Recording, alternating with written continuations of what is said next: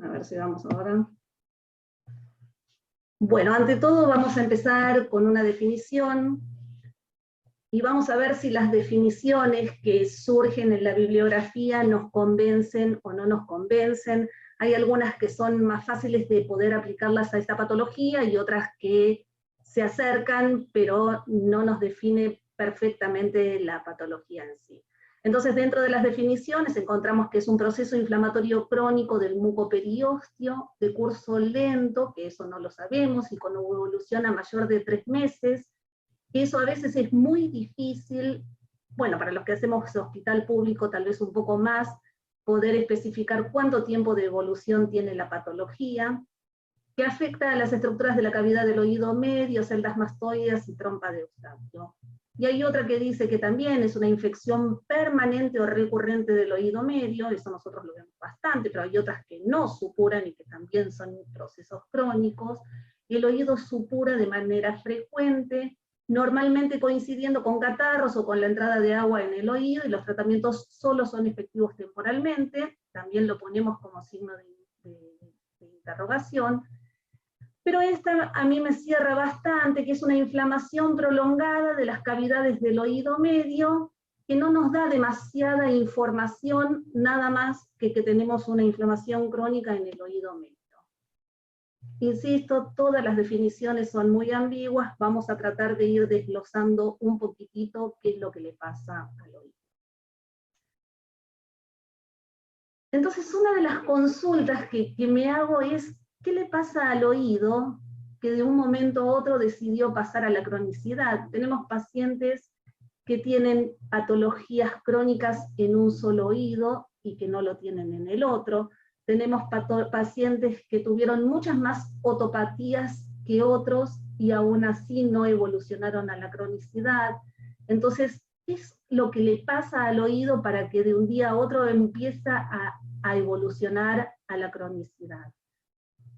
Existen teorías sobre la patogenia de la cronicidad, pero todas de poco conocimiento. No obstante, hay factores que predisponen a que la patología se cronifique, y entre ellos tenemos factores anatómicos, histológicos, y los que regulan la fisiología del oído.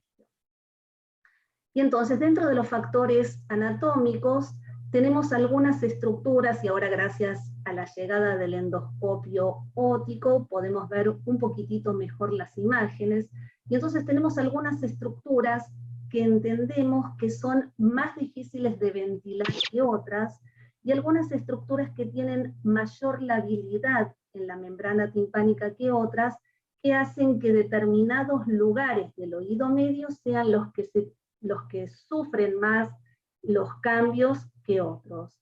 Y entonces tenemos que el epitímpano tiene múltiples compartimientos comunicados entre sí, pero que el receso tubárico y el ático anterior no están vinculados, entonces están muy cerca anatómicamente, pero no permiten una ventilación directa. Después que tenemos el diafragma interático timpánico, que es la única ventilación del epitímpano, y que el oído medio se encuentra tabicado en dos segmentos, el antero inferior y el póstero superior, que eso es lo que a veces nosotros notamos, que parecería que las imágenes correspondieran a dos oídos diferentes, y vemos una parte antero inferior que tal vez logra una buena ventilación, y la parte póstero superior que parecería corresponder a otro oído, que después vamos a ir viendo.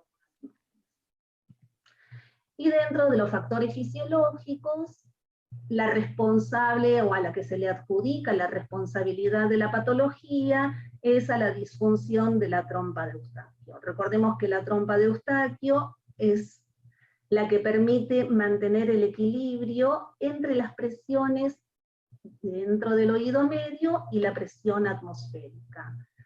Y por otro lado, permite la eliminación de las secreciones del oído medio.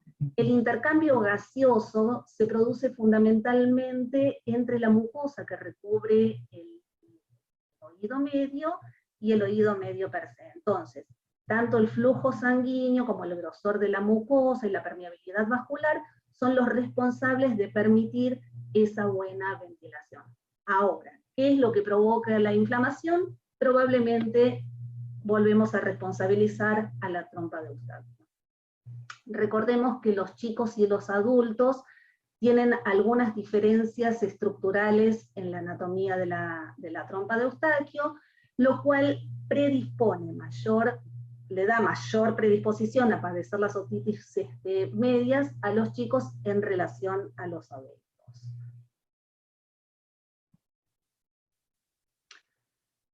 Tampoco se conocen bien los mecanismos por los que se manifiestan diferentes presentaciones clínicas. Quiero decir, nosotros englobamos adentro de esta bolsa de otitis media crónica un montón de patologías que a lo mejor no tienen nada que ver entre ellas y que no podemos justificar por qué una evoluciona hacia una patología y la otra evoluciona hacia otra patología. Pero lo que sí se sabe es que existen factores secretores e infecciosos en la infancia que son los responsables de producir la patología que se vaya a padecer en el futuro. Entonces, estos episodios secretores e infecciosos de la infancia son como el paso obligado para la cronicidad. Dentro de los episodios secretores, y que son los que en otras clasificaciones se pueden llamar a tímpano cerrado, vamos a encontrar las otitis atelectásicas y la otitis adhesiva como estadio terminal de la otitis atelectásica. Ahora, hay pacientes que a veces nos consultan a nosotros directamente en estadios avanzados y cuentan historias de corta evolución.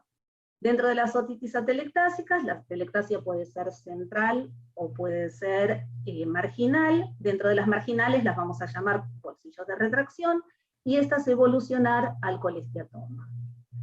Por el otro lado, tenemos los episodios infecciosos, que sí son también muy frecuentes en la infancia, y que van a evolucionar a una otitis media a tímpano abierto, y pueden tener secuelas. Pueden padecer osteitis con necrosis de estructuras óseas o metaplasias epiteliales, que ahora vamos a ir viendo.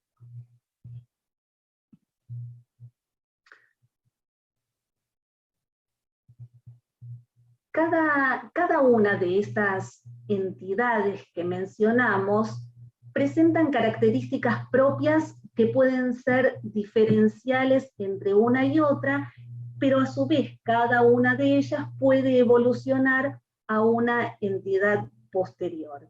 Y entonces existen características anatómicas, histológicas, que van a ir determinando que la otitis evolucione hacia una u otra patología.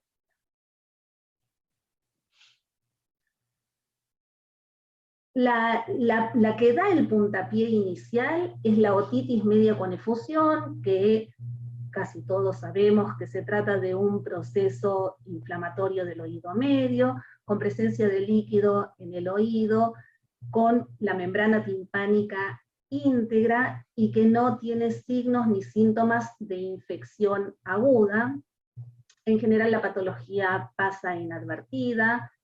Para que nosotros la tomemos como crónica, tenemos que estar seguros de que tiene más de 3 meses de evolución. El origen puede ser multifactorial, tenemos componentes que pertenecen al paciente, componentes ambientales que van a ir condicionando una u otra cosa. Lo consideramos el puntapié inicial de esta patología crónica.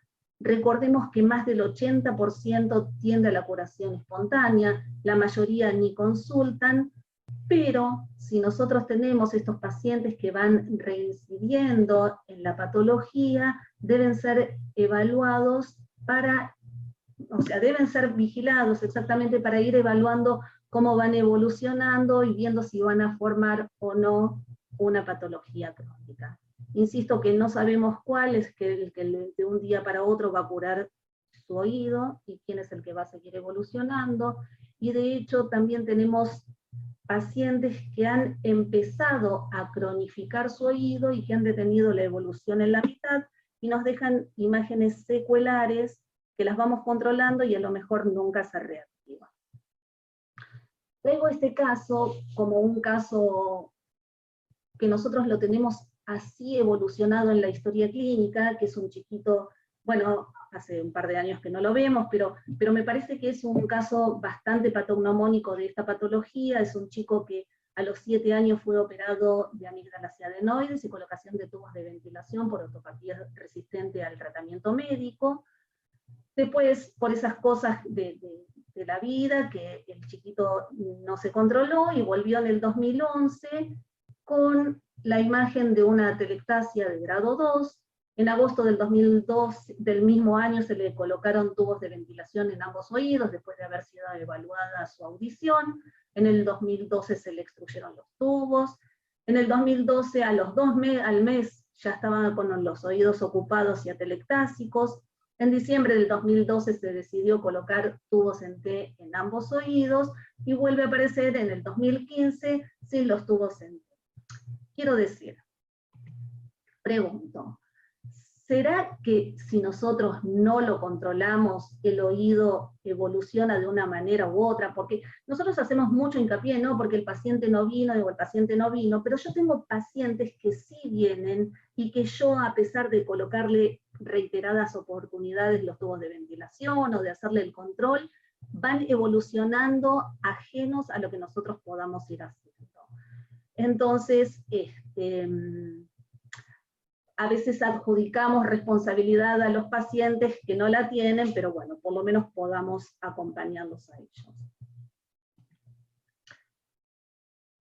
Dentro de la otra rama tenemos la otitis media crónica con tímpano abierto. En general estos son pacientes que tienen una perforación central, los diferenciamos de los que tienen las perforaciones marginales, que pueden ser el origen de un colegiatoma secundario a la perforación. Nos permiten ver la mucosa, y dentro de estos pacientes también tenemos una variedad importante de pacientes. Tenemos pacientes que con la perforación no supuran nunca, y que pueden hacer una vida absolutamente normal, y que vienen a control y siempre vemos la misma imagen, pero también tenemos los otros pacientes que tienen la perforación y que tienen siempre secreción, y que lo vemos húmedo, y que parece brillosa la mucosa, y que siempre están supurando, y etcétera, etcétera. Entonces, hay una clasificación que los divide en 4 estadios, de acuerdo a las características de la mucosa. Y entonces el estadio 1, que es la mucosa solamente eritematosa; el estadio 2, eritemato secretor; el estadio 3 es una mucosa polipoidea, pero no secretora; y el estadio 4 es una mucosa polipoidea, pero secretora. Ahora, la misma patología, la misma perforación, puede evolucionar de diferentes maneras de acuerdo al oído en sí. A veces, por supuesto que si los pacientes son alérgicos, si el paciente se metió en el agua, si el paciente aparte no colabora con el cuidado, estamos ante un problema. Pero aún así, de los pacientes que no son alérgicos, que no se metieron al agua, que hicieron todos los controles y todos los cuidados tal como nosotros le indicamos, a veces igual tienen una mucosa polipoidea secretora que nos hace tomar conductas diferentes entre uno y otro oído, y están englobados en la misma patología de otitis media crónica con tímpano abierto. Y entonces acá tenemos algunas imágenes de oídos, solamente a título de mostrarles que esto es lo que yo les quería mostrar antes, como acá parecería que el oído, la parte anterior del oído está bien ventilada, o por lo menos no tuvo ninguna patología, y en la parte posterior, por algún motivo, logró hacer una perforación que nos permite ver perfectamente bien las estructuras del oído medio. Y acá tenemos, no importa el tamaño de la perforación, porque tal vez tenemos una perforación absolutamente grande, tal vez subtotal, con una mucosa totalmente sana, pero acá vemos una mucosa, una perforación mucho más pequeña, con un oído congestivo, con una mucosa congestiva, eritematosa y secretora. Entonces, no importa el tamaño, sino fundamentalmente cómo va evolucionando la patología a medida que va pasando el tiempo. En la evolución de la otitis media con perforación pueden ir a su vez generando mayores dificultades. Entonces, después podemos encontrarnos otitis media crónica con osteitis, donde se puede erosionar el marco timpanal o las cejillas de la mastoides, o incluso generar lesiones a nivel de los huesecillos, y esta misma osteitis es la que cronifica la inflamación y nos va provocando que los oídos sean húmedos. Después existe la metaplasia musípara, que está relacionada con esta patología que nosotros vamos viendo, que la mucosa se hace secretora, y entonces tiene estas glándulas que van a hacer la secreción mucoide, y la metaplasia epidermoide, que es donde nosotros vemos, sin llegar a ser un colesteatoma, depósitos de escama en el mesotímpano, que nosotros empezamos a ver que este oído puede ser un potencial colesteatoma.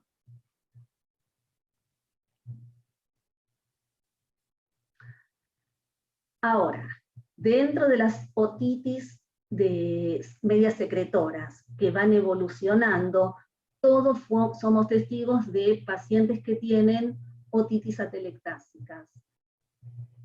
En esta atelectasia lo que nosotros encontramos es una retracción de la membrana timpánica, un colapso parcial del oído medio, y de acuerdo al grado de retracción de la membrana timpánica, vamos a ir viendo diferentes imágenes. La clasificación que todos usamos es una clasificación muy vieja, que es del doctor Sadé, donde clasifica fundamentalmente las retracciones generalizadas de la pars tensa.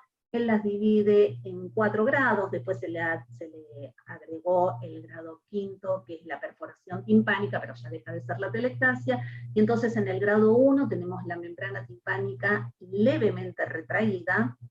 El grado 2, la membrana timpánica ya entra en contacto con el yunque o con el estribo.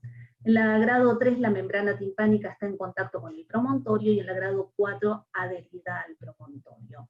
A veces es muy difícil poder diferenciar si una membrana está en contacto o está adherida al promontorio, y nos va a obligar a hacer conductas diferentes en el caso de que sea una u otra. El grado 5, la perforación.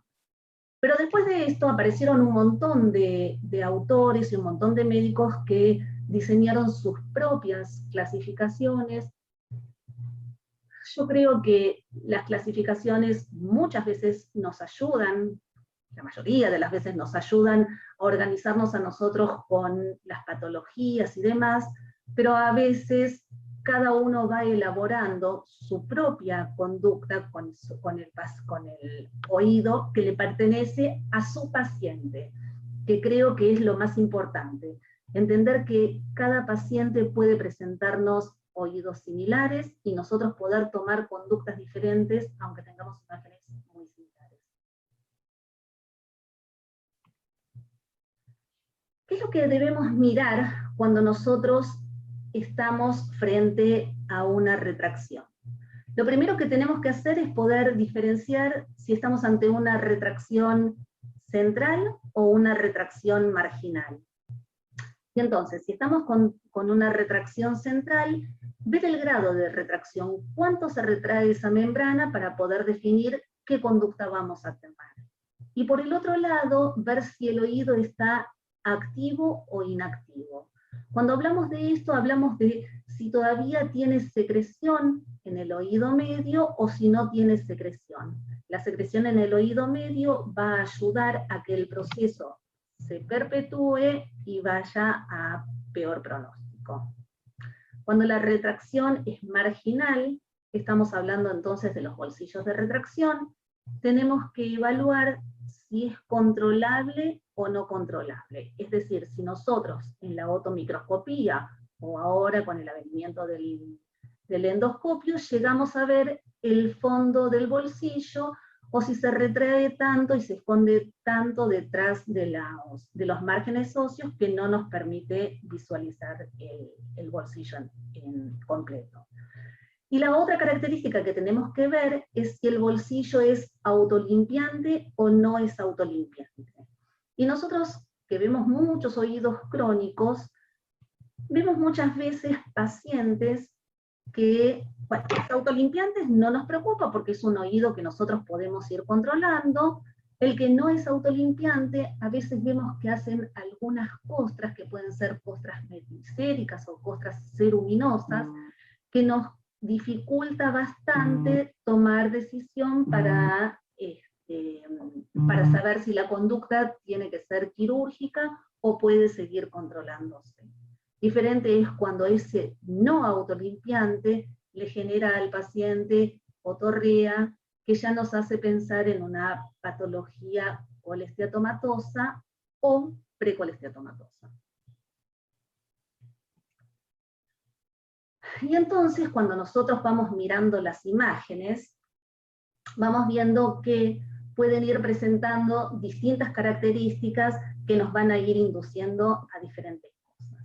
Por ejemplo, este es un oído donde solamente vemos retenida colección en el oído medio, pero ya empieza a retraerse la membrana timpánica, empezamos a visualizar la apófisis corta del martillo más procidente y algunas características de retracción de la membrana timpánica. Esta imagen que se ve horrible, que yo la miro y la sigo controlando, es una paciente que hace años que viene y me trae exactamente la misma imagen.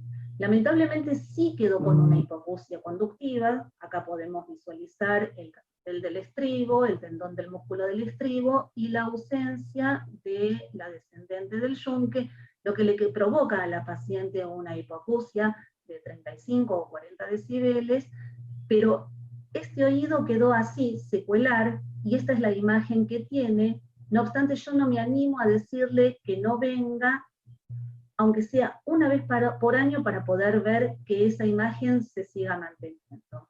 Después acá vemos algunas imágenes de osteitis con erosión acá a nivel del ático, y entonces visualizamos la apófisis corta del martillo, el mango del martillo, y acá una aticotomía espontánea producto de la cronicidad. Son esos oídos que nos generan un poco de dudas, donde podríamos ver bolsillos que son controlables, que se ven más o menos limpios, pero que no nos dejan tranquilos a la hora de decir, bueno, no hace falta que vengas nunca más, son oídos para controlar.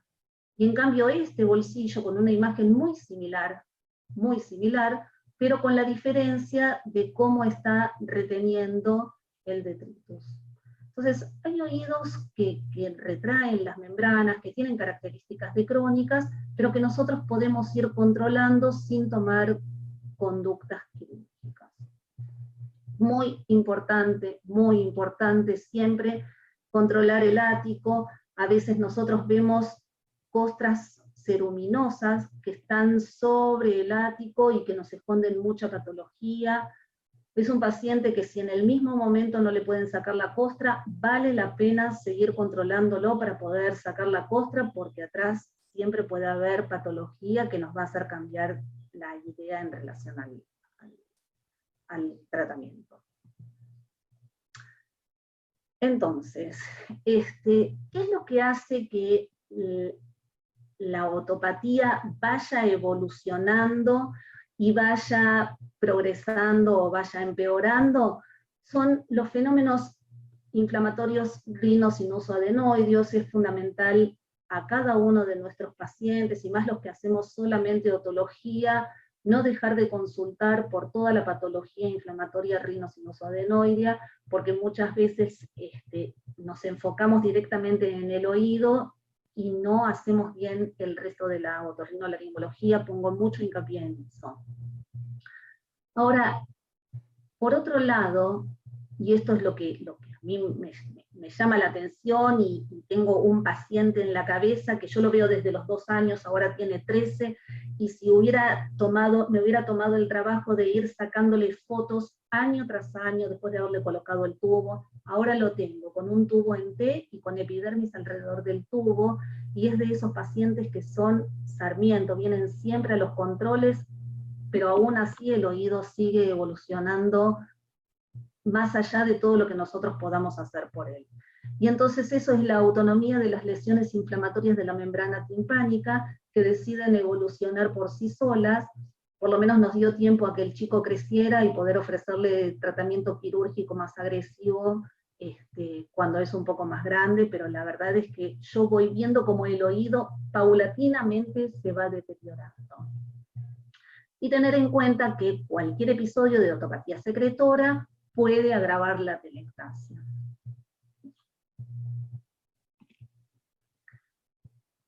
Bien, vamos a hablar un poquito de colesteatoma, que sería el estadio final de las otopatías crónicas, y entonces decimos que es un acúmulo de epitelio escamoso queratinizado en un sitio anómalo, en este caso sería en el oído medio, en la mastoides o en la punta de peñasco. Tiene un crecimiento independiente, y lo que tiene de característica es que reabsorbe el tejido óseo.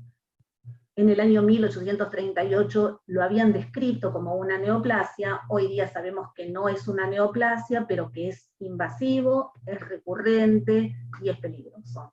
Entonces acá sí, cuando uno hace diagnóstico de colesteatoma, ya tenemos la indicación quirúrgica encima. Algunas características histológicas: tiene un contenido y tiene un continente. El contenido es el componente central, que es este de acá, que son escamas de queratina, después tiene una matriz que lo contiene, y una perimatriz.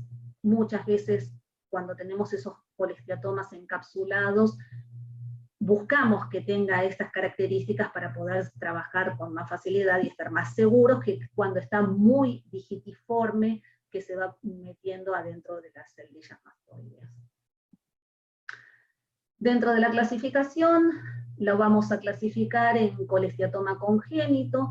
Este es un paciente que habitualmente no tiene síntomas, que es un hallazgo muchas veces en la otomicroscopía de un paciente que vino por algún otro motivo, o a lo mejor tiene un crecimiento que le va generando algún grado de hipoacusia conductiva. La localización más frecuente es a nivel antero superior. En general, nuestra experiencia es que tienen sus manifestaciones cuando no se diagnostica previamente, entre los 7 y los 8 años, y van generando, acá justo esta es una imagen de la perla epidérmica de un colesteatoma congénito, que tuvo un episodio de supuración, pero el resto del oído es absolutamente sano, y entonces una vez que se le curó ese episodio agudo, nos permitió diagnosticar esta perla, que la pusimos como colesteatoma congénito. Después tenemos el colesteatoma adquirido primario, que es producto de la acumulación que se va haciendo en un bolsillo de retracción. En general son apicales o pósteros superiores, que son las zonas más lábiles de la membrana timpánica, y el secundario, que es secundario a una perforación timpánica preexistente, que en general son las perforaciones marginales también. Van avanzando a medida que va pasando el tiempo, van generando la erosión ósea, y lo pueden hacer tanto por la presión que genera el efecto mecánico del colesteatoma, como por los elementos bioquímicos, los tejidos de granulación y de las exotoxinas, y la actividad osteoclástica producto de las enzimas que producen los granulomas. Pero toda esta información la tenemos que poner en algún paciente, y entonces siempre nos consultamos quiénes son los que nos consultan, por qué nos consultan, y cuál es el momento en que nos van a consultar. Entonces, ¿por qué nos consultan estas personas? Siempre es importante que nosotros como médicos podamos escuchar por qué nos está haciendo la consulta del paciente. No es lo mismo si el paciente nos consulta por hipoacusia, por sensación de oído tapado, que podría ser similar, pero por otorrea o por acúfeno. Entonces el paciente viene con una inquietud que nosotros no podemos dejar de lado, más allá de que después podamos convencerlo de que estamos viendo qué es lo que se lo provoca y cuál sería el tratamiento pertinente. pero siempre prestar mucha atención a lo que nos está pidiendo el paciente. ¿Quién nos consulta? Cualquiera, cualquiera. Chicos, medianos, adultos, blancos, negros, amarillos, cualquiera puede hacer una consulta por una otitis media crónica. Pero ahora, en época de pandemia, siempre pidámosle a nuestros pacientes con patología ótica que se bajen el barbijo. Vuelvo a poner mucho hincapié en hacer una revisación otorrinolaringológica completa que nos permita hacer el diagnóstico, porque vemos caras preciosas, pero tal vez abajo del barbijo nos están escondiendo algunas imágenes que para nosotros y para la evolución de esta patología es muy importante. Entonces, tenemos algunos factores que son predisponentes, por ejemplo, el respirador bucal, el paladar hendido, los pacientes que son alérgicos, la retrognatia, etc., son todos factores que predisponen a que la patología evolucione peor. Y entonces, con el barbijo puesto, muchas veces perdemos de diagnosticar estas patologías que nos van a hacer mucha falta para la evolución posterior de la otopatía. Entonces, vamos a buscar algunos tips para que queden algunas cosas que me gustaría que sí les quedara de esta patología. Clasificaciones hay un montón, uno aprende a mirar los oídos, esto es un trabajo de mucha paciencia, de mirar mucho, de comparar mucho. Esta época nos permite tener muchas imágenes colgadas en la web y nos permite comparar, etc. Entonces, todo lo que es clasificación, cada uno después lo va adaptando a sus pacientes y a su tarea diaria, pero estas son tips que me parece que sí valen la pena tener en cuenta. Tal vez algunos me olvidé, pero todo esto sí quiero que lo tengan en cuenta. El paciente a veces viene por patología de un solo oído, pero tengamos en cuenta que siempre tenemos que mirar los dos oídos, porque el paciente le molesta uno, pero a lo mejor la patología lo tiene en los dos. No olvidarnos nunca de interrogar sobre los síntomas rinosinusoadenoideos, tenga la edad que tenga el paciente. Cuando son chiquitos iremos a investigar todo lo que tenga que ver con su alergia o con su patología a nivel de cabo, pero en los adultos también los pacientes presentan obstrucciones nasales, presentan pólipos nasales, presentan cualquier patología rinosinusoadenoidea que merece ser estudiada. Queda este interrogante que nosotros tenemos pacientes adultos que manifiestan, que tienen manifestaciones de otitis crónica, y que a veces los interrogamos y recontrainterrogamos, y no han pasado por lo que nosotros tenemos como concepto de los episodios de la infancia, ya sean secretores o infecciosos, y pasaron desapercibidos. Entonces nos queda un capítulo de estos pacientes que pueden tener patologías y que no sabemos bien cuál es el origen de las mismas.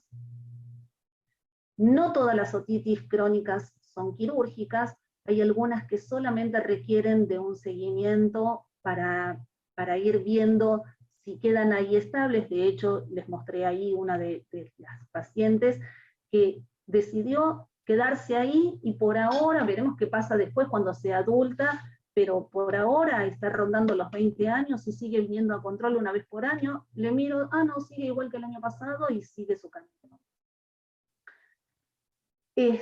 Elegir el mejor momento para realizar la cirugía, a veces con el afán de programar una cirugía, no estamos en el mejor momento en cuanto a la patología en sí. Entonces siempre que podamos mantener un oído seco, siempre que podamos desinflamar la mucosa, vamos a tener mejores resultados quirúrgicos nosotros y por supuesto el paciente también.